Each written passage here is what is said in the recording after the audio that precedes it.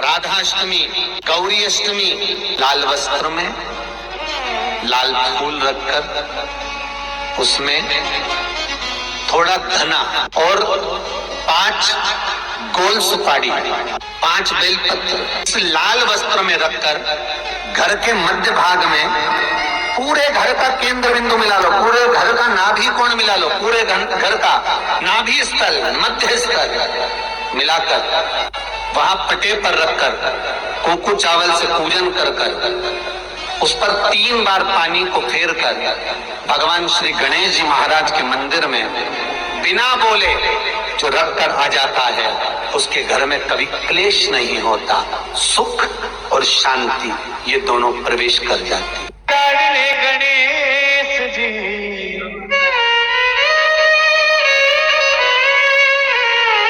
मेरे गोरा के लाडले गणेश जी, आओ अंगना पधारो श्री गणेश जी, आओ अंगना पधारो श्री गणेश जी, आओ अंगना पधारो श्री गणेश जी, आओ अंगना पधारो श्री गणेश जी।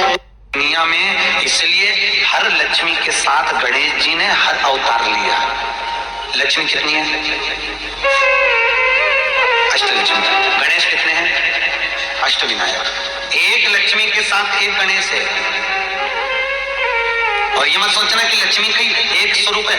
एक लक्ष्मी माता ख्याति की बेटी, एक लक्ष्मी समुद्र की बेटी, एक लक्ष्मी भृगु की बेटी, ऐसे 8 लक्ष्मियों का क्रम हमारे यहाँ शास्त्र वर्णन करता है। लक्ष्मी जो मंदिर के अंदर पूजा की है, आपने हर विष्णु भगवान के मंदिर में लक्ष्मी जी को देखा होगा। वो कौन सी लक्ष्मी है? जम के बोलो जल्दी से, कौन सी लक्ष्मी है वो? महालक्ष्मी। और जो दीपावली के दिन पूजाती है वो धन लक्ष्मी, जो तिजोरी के अंदर रखी रहती है वो सौभाग्य लक्ष्मी। ऐसी हमारे यहाँ अलग अलग लक्ष्मियों के क्रम बताए हैं। उसी तरह अष्ट विनायकों के भी क्रम अलग अलग है कि कौन सा विनायक कौन सी लक्ष्मी के साथ बैठा हुआ है, तो उसकी पूजन। इसलिए हमारे यहाँ कहते हैं ना कि दुकान पर रखना तो उल्टी सूंड का गणेश रखना, ऑफिस में रखना तो उल्टी सूंड का गणेश रखना, व्यापार में रखना, फैक्ट्री में रखना तो उल्टी सूंड का गणेश रखना, और घर में रखना तो सीधी सूंड का गणेश रखना। क्यों कहते हैं? क्योंकि उस विनायक का भी क्रम लक्ष्मी के साथ जुड़ा होना चाहिए, जिससे संपदा की वृद्धि हो, हमारे वैभव प्रखरता में प्राप्त हो, हमारे वैभव का भाव प्रबल हो। कल रविवार के दिन अगर अष्टमी पड़ जाए तो ऐसी कोई बीमारी नहीं जिसका इलाज ना हो पाए। कुछ ना करिए, हरा मूंग की कटोरी भर लो। मूंग जानते हो? हरे मूंग की दाल होती है ना, जो हरा मूंग, आथा मूंग हरा की कटोरी भरो, उस पर गुड़ की एक थोड़ी गुड़ की बट्टी, गुड़ की बाटी उस पर रखो, 5 बेलपत्र रख लो। और जिस व्यक्ति को बहुत भारी बीमारी है, कैंसर जैसा रोग भी है, किडनी, लीवर जो भी उसके खराब हो रहे हैं, कोई तकलीफ है, ऐसा लग रहा है कि बहुत सांस चल रही है, कहीं कोरोना जैसी बीमारी ना हो जाए, बहुत तकलीफ हो रही है, बस वो कटोरी में मूंग लेकर उसमें गुड़ की खोड़ी रखकर 5 बेलपत्र रखकर, अष्टमी तिथि, राधाष्टमी भी है, दुर्वाष्टमी भी है। दुर्वाष्टमी जिस दिन भगवान ने, गणेश जी ने एक राक्षस का संहार करा था और कश्यप ऋषि ने उनको दुर्वा दी थी, वो अष्टमी है। पहली बार दुर्वा चढ़ी थी गणेश जी को, उसका व्याख्यान आएगा भी। तो बहुत बीमारी हो, दमा, श्वास, किडनी आदि का आदि बहुत बीमारी हो, 21 बार शरीर पर से उतार कर महाराज सीधे हाथ में रखकर नाम गोत्र खुद का बोलकर और भगवान से, गणेश जी से विनती कर कर अष्टमी तिथि के दिन जो भी आ रही है, बहुत समय के बाद पड़ रही है, उस दिन उस कटोरी नहीं लेना, पुरानी कटोरी नहीं लेना, कोई कटोरी घर में नहीं हो, नई कटोरी, और उसको गणेश जी के मंदिर में पहुंचा दीजिए।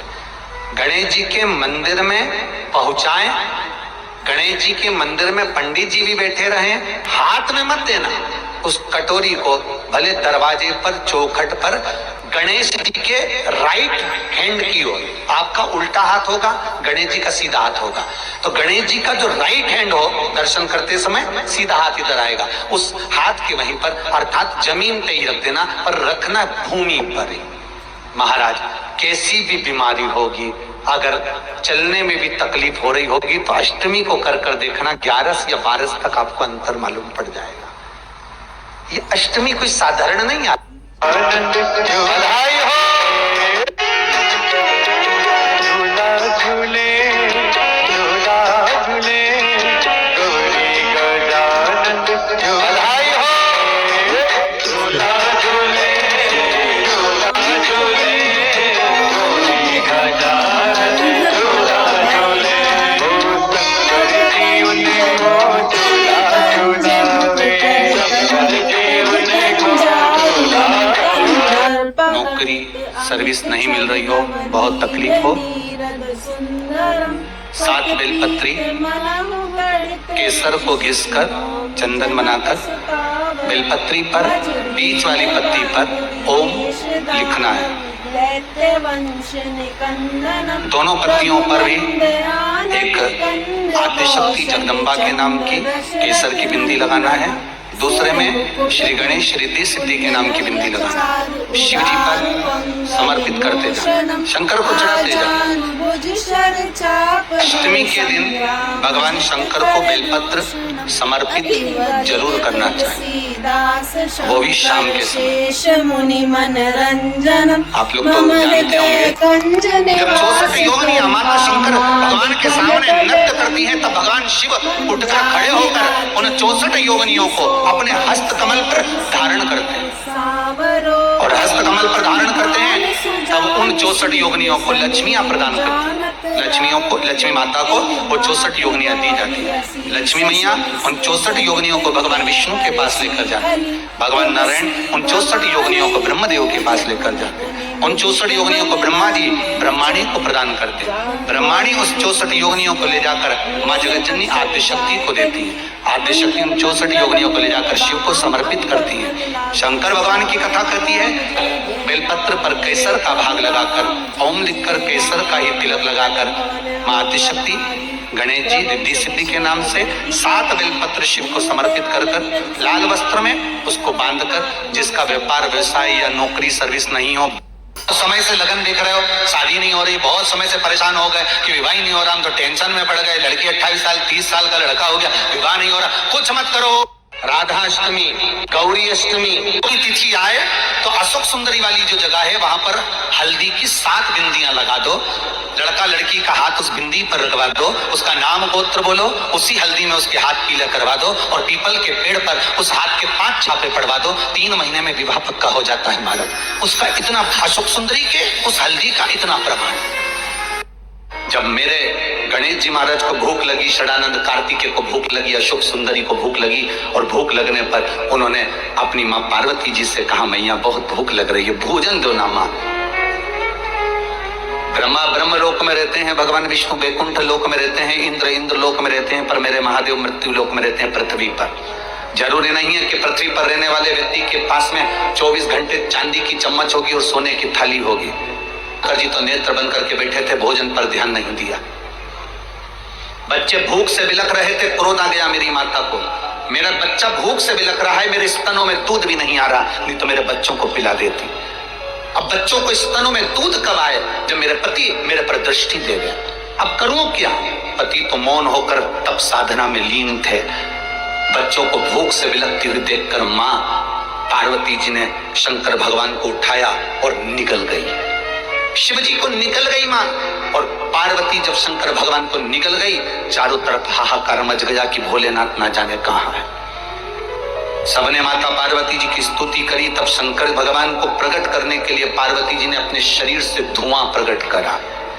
धुआं प्रकट करा तो शिव जी का नाम ध्रुमबान हो गया और पार्वती का नाम ध्रुमावती माता हो गया। पार्वती का नाम, माता जगतजननी का नाम ध्रुमावती माता हो गया। शिव जी ने कह दिया, पार्वती थोड़ी देर के लिए तुम्हारे पति तुम्हारे बीच में से चले गए थे, इसलिए तुम विधवा होगी, बेधव्य कहलाओगी। ध्रुमावती की मूर्ति आज भी बिना श्रृंगार के, बिना मंगलसूत्र के, बिना चूड़ी के, बिना मांग में सिंदूर के, बिना मंगलसूत्र के कोई लाल साड़ी माता को नहीं पहनाई जाती, पांव में बिछुड़ी नहीं पहनाई जाती, गले में मंगलसूत्र नहीं बांधा जाता, माथे पे बिंदी नहीं रहती, मांग में सिंदूर नहीं रहता ध्रुमावती माता के।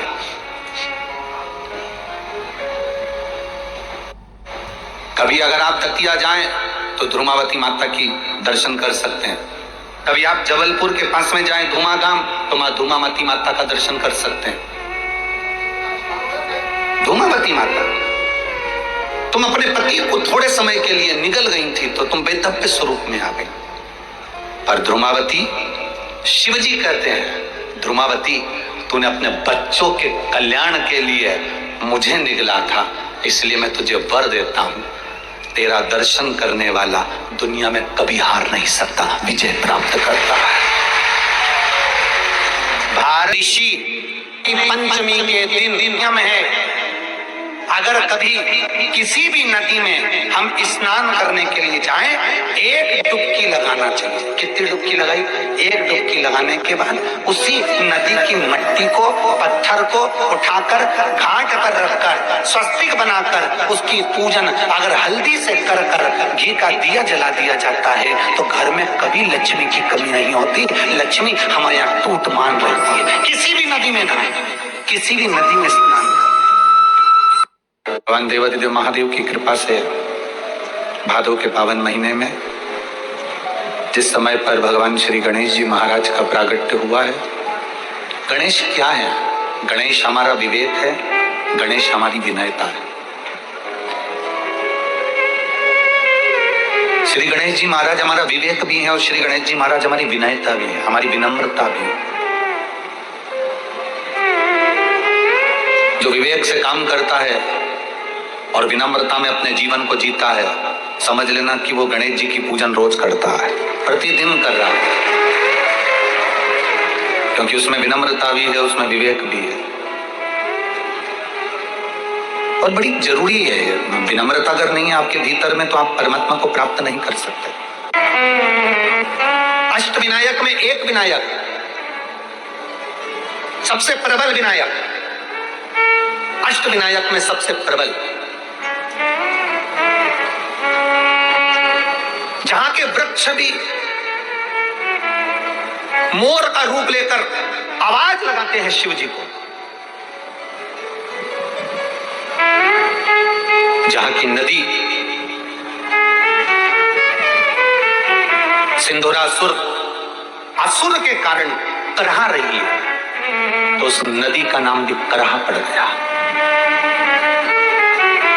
ऐसे देवाधिदेव महादेव, ऐसे मेरे शिव, ऐसे मेरे ओघड़ी, शंकर की पवित्र पावन भूमि मयूरेश्वर भगवान श्री मयूरेश्वर गणेश विनायक, अष्ट विनायक में एक विनायक।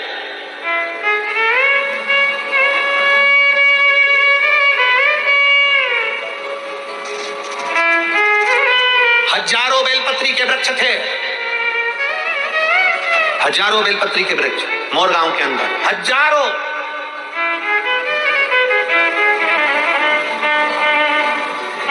और शिव जी की अति प्रिय भूमि थी मोरगांव, अति प्रिय भूमि।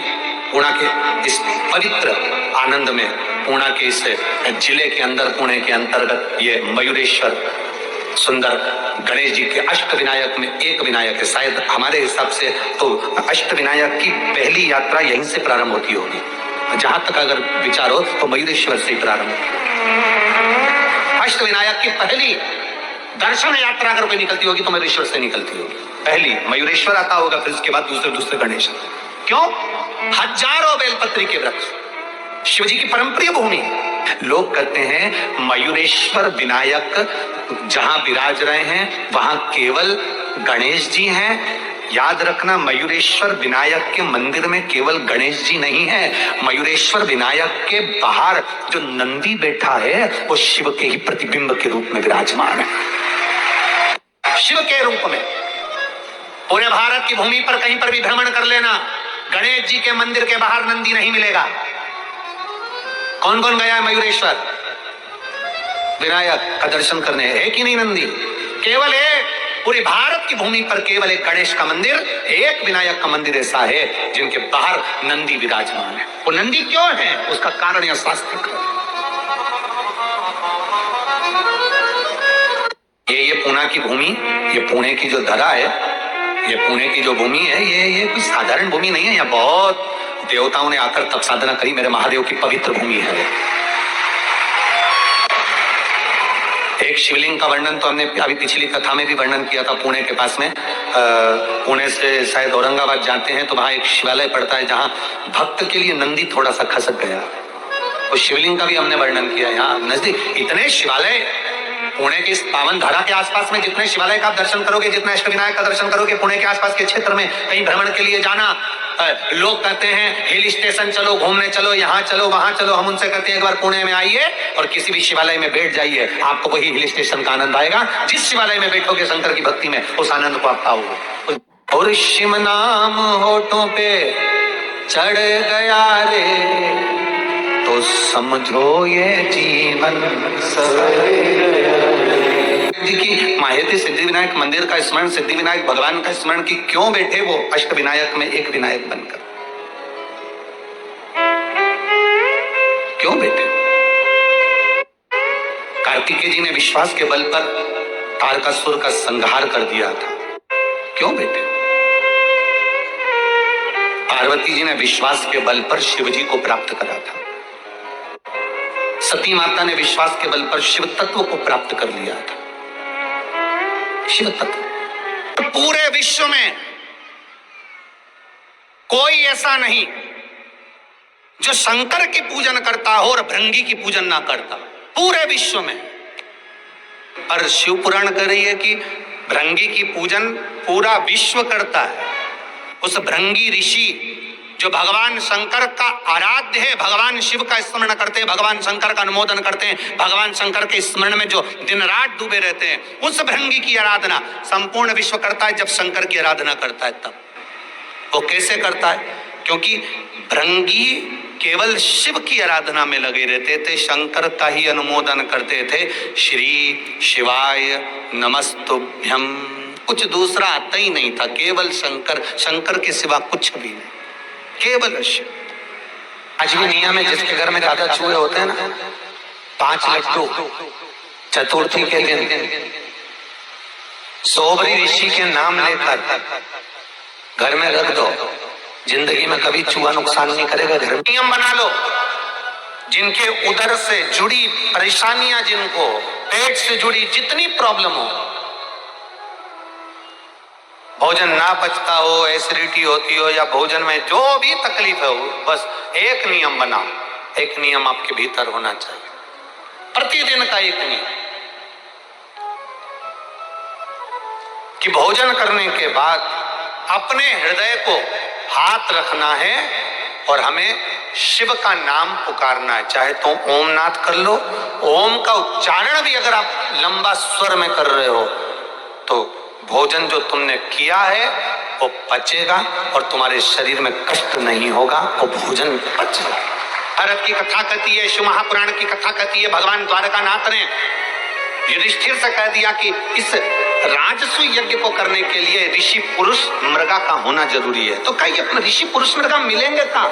इनकी कोई झोपड़ी है, इनकी कोई कुटिया है, इनका कोई स्थान है, इनका कोई नगर है, इनकी कोई स्थान नियुक्त है जहां जाकर इनको निमंत्रण दिया जाए और इनको बुलाया जाए और किया जाए।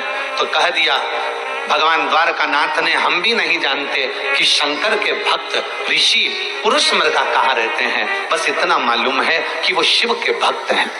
एक बार अगर ऋषि पुरुष मृगा का दर्शन ही हो जाए तो जीवन सिद्ध हो जाए, जीवन सिद्ध। भारत की भूमि के ये वो ऋषि थे जिनका मुख पुरुष की तरह था, जिनकी आधा धड़, छाती तक का शरीर, वक्षस्थल तक का शरीर पुरुष का था और वक्षस्थल से नीचे का बाकी का शरीर मृग का था। हिरण का शरीर था आधा शरीर तो पुरुष का था और आधा शरीर हिरण का था। ऐसे ऋषि पुरुष मृगा थे, पुरुष मृगा। भगवान द्वारकानाथ ने कहा हम नहीं जानते कि ये पुरुष मृगा कहाँ मिलेंगे, परंतु एक बात है, इनको लेने के लिए भीम को भेज दिया जाए। भीम जा